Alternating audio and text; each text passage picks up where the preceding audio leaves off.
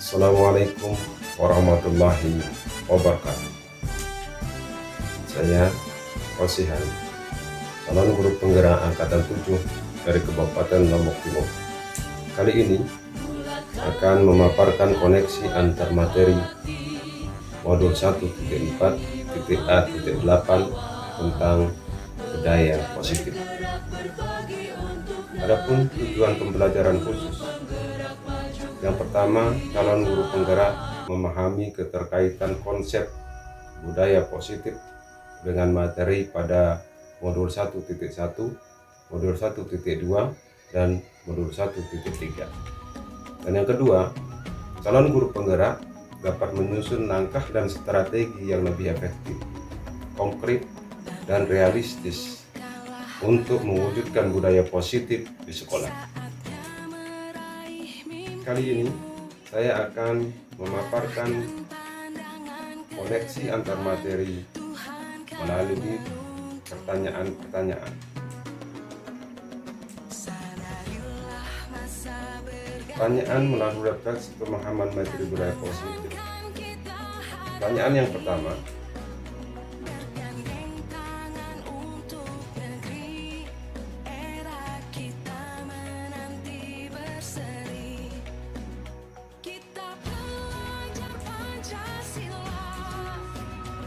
menurut Ki Hajar Dewantara, tujuan pendidikan adalah untuk menuntun segala kodrat yang ada pada diri anak agar mereka mencapai kebahagiaan dan keselamatan yang setinggi-tingginya, baik sebagai manusia maupun sebagai anggota masyarakat.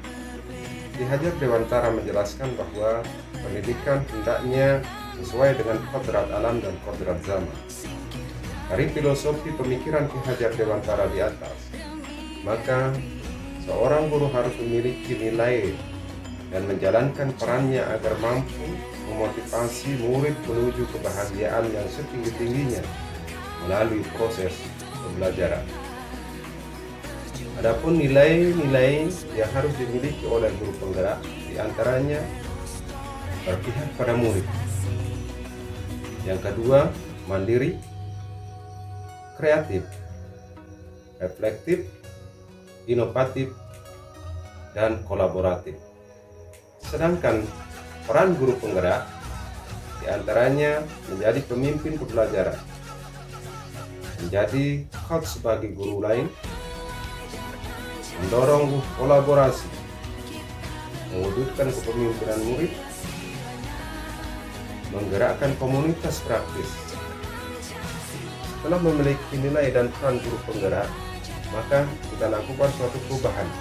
Dalam mewujudkan suatu perubahan, diperlukan visi dan langkah-langkah yang tepat dalam melaksanakannya. Visi akan terwujud jika terdapat kerjasama dengan semua pihak atau warga sekolah. Oleh karena itu, diperlukan langkah-langkah nyata dengan menggunakan metode inquiry apresiatif dengan tahapan-tahapan bagja. Adapun tahapan bagja meliputi B. Buat pertanyaan, A. Ambil pelajaran, G. Gali mimpi, C. Jabarkan rencana, dan A. Atur eksekusi. Dari tahapan bagja di atas akan muncul pembiasaan positif yang dikenal dengan budaya positif. Budaya positif ini akan menimbulkan rasa aman dan nyaman pada murid dalam proses pembelajaran. Budaya positif juga mendorong murid untuk mampu berpikir, bertindak, mencipta dengan merdeka, mandiri, dan bertanggung jawab. Saya sebagai guru memiliki kewajiban untuk menerapkan budaya positif di sekolah. Dengan saya menerapkan budaya positif, maka akan menghasilkan suatu ekosistem di sekolah yang penuh dengan suasana positif.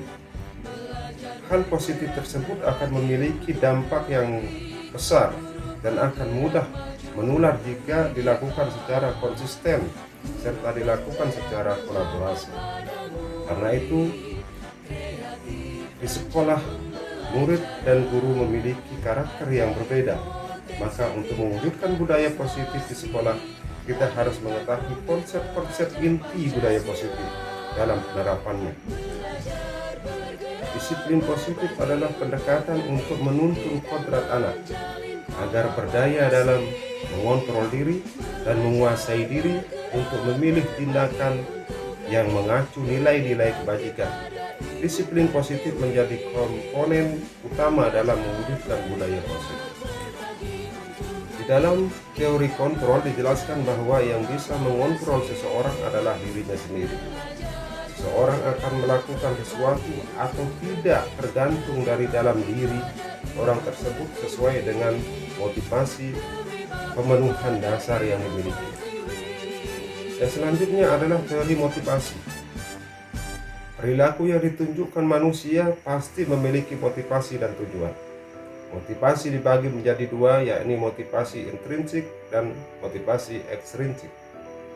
Motivasi intrinsik adalah motivasi yang diinginkan oleh seseorang dalam rangka menghargai diri dengan nilai yang diyakininya.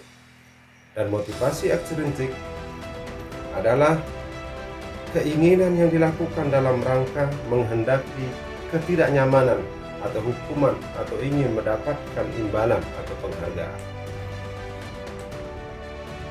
Selanjutnya, hukuman dan penghargaan. Hukuman dan penghargaan adalah salah satu cara mengontrol diri. Hukuman dan penghargaan adalah salah satu cara mengontrol perilaku murid yang secara tidak langsung menghambat potensinya dalam jangka waktu tertentu.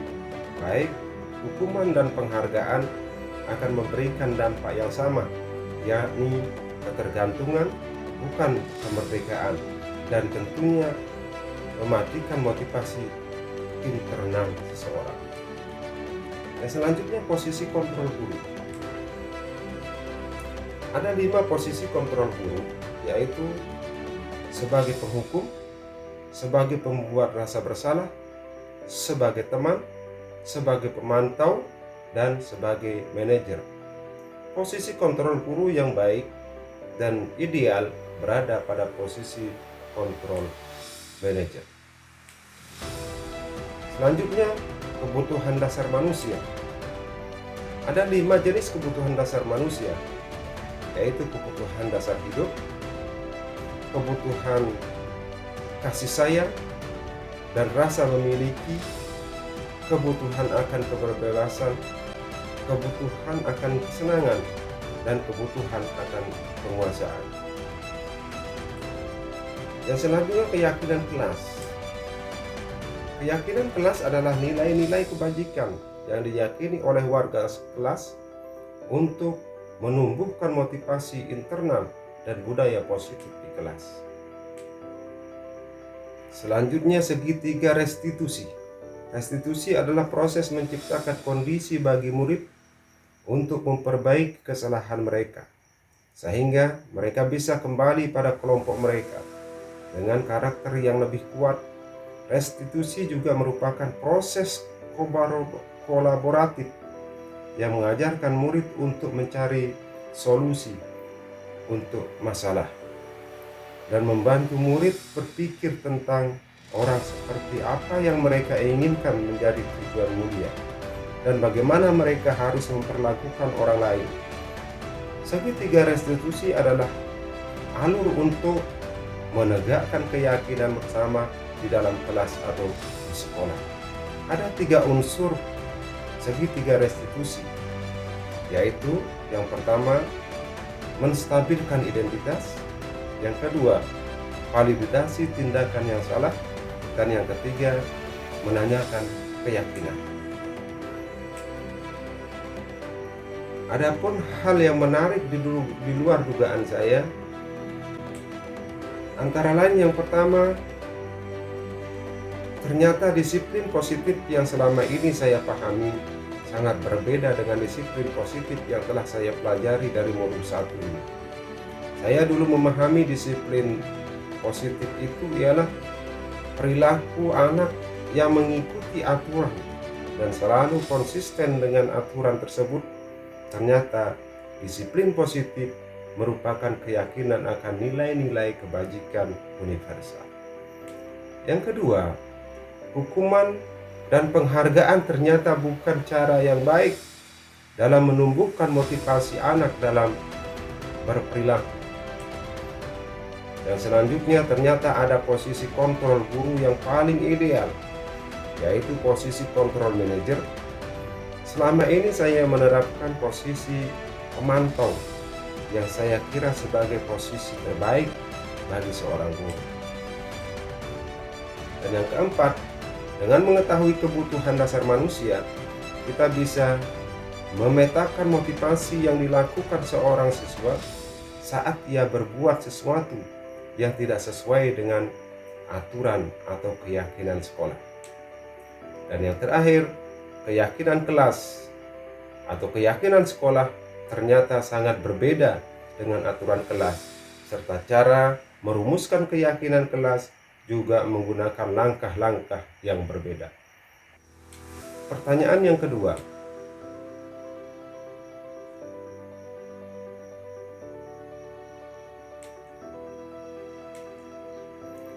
setelah mempelajari modul ini, saya semakin menyadari bahwa sebagai guru penggerak memiliki peran yang sangat penting. Guru penggerak diharapkan dapat menjadi pemimpin pembelajaran, mampu mengajak warga sekolah untuk berkolaborasi dalam menciptakan pendidikan yang berpihak kepada murid.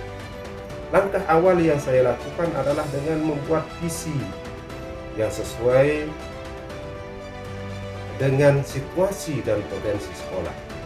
Setelah itu, merencanakan prakarsa perubahan yang saya susun dengan menggunakan langkah Bagja yang berorientasi pada elemen profil pelajar Pancasila. Langkah Bagja pada prakarsa perubahan diharapkan mampu menciptakan budaya positif untuk ekosistem pendidikan, khususnya untuk seluruh warga sekolah. Pertanyaan yang ketiga, pengalaman yang pernah saya alami membuat peraturan kelas dibuat bersama-sama dengan semua warga kelas, namun dalam pelaksanaannya masih belum bisa memunculkan motivasi internal dari murid. Selain itu, saya juga pernah mencoba menyelesaikan suatu permasalahan pelanggaran terhadap siswa dengan memposisikan diri saya sebagai manajer, sebagai langkah penerapan budaya positif di sekolah. Pertanyaan yang keempat, perasaan saya setelah mengalami hal tersebut adalah saya merasa senang karena saya sudah mulai bisa mengimplementasikan apa yang sudah saya dapatkan dari program pendidikan calon guru penggerak, sekalipun itu belum maksimal.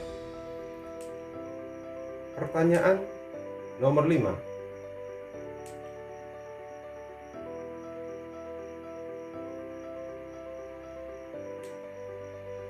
Hal yang sudah baik menurut saya adalah kesepakatan kelas. Sebagian besar berjalan dalam penerapannya, terutama pada kelas-kelas tinggi. Adapun hal yang perlu diperbaiki adalah posisi kontrol guru yang selama ini masih cenderung memposisikan diri sebagai penghukum. Pertanyaan nomor 6.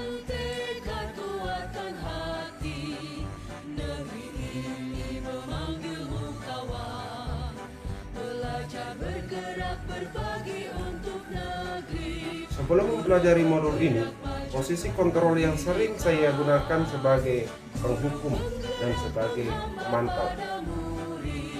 Perasaan saya saat itu, saya merasa lega karena saya meyakini bahwa apa yang saya lakukan sudah benar dan tepat. Tetapi setelah mempelajari modul ini, posisi kontrol yang saya pakai adalah sebagai manajer.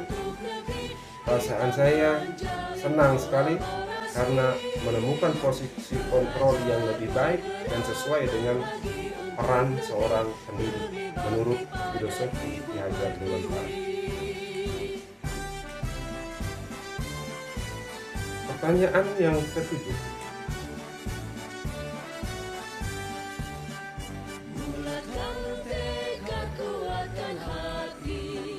Sebelum saya mempelajari modul ini, Saya pernah melakukan segitiga restitusi, namun masih tidak lengkap. Saya hanya melakukan tahapan validasi tindakan yang salah dan menanyakan keyakinan dengan cara memanggil peserta didik yang bermasalah ke ruang guru atau ruang musola. Pertanyaan yang ke-8.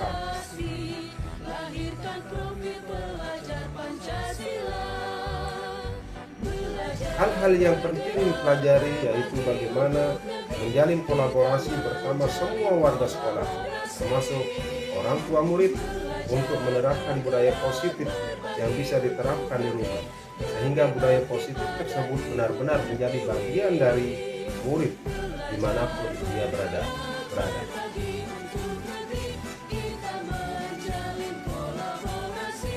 Pertanyaan selanjutnya adalah,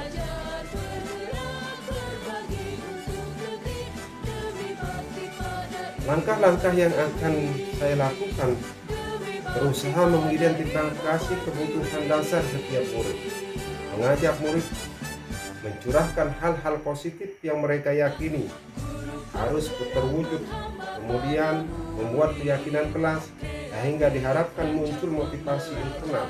Saya akan mengambil posisi kontrol manajer jika ada permasalahan akan diatasi dengan penerapan segitiga restitusi. Murid akan diarahkan untuk bertanggung jawab atas perbuatannya dan diikutsertakan menemukan solusi atas permasalahan tersebut. Demikian koneksi antar materi yang bisa saya persembahkan. Terima kasih.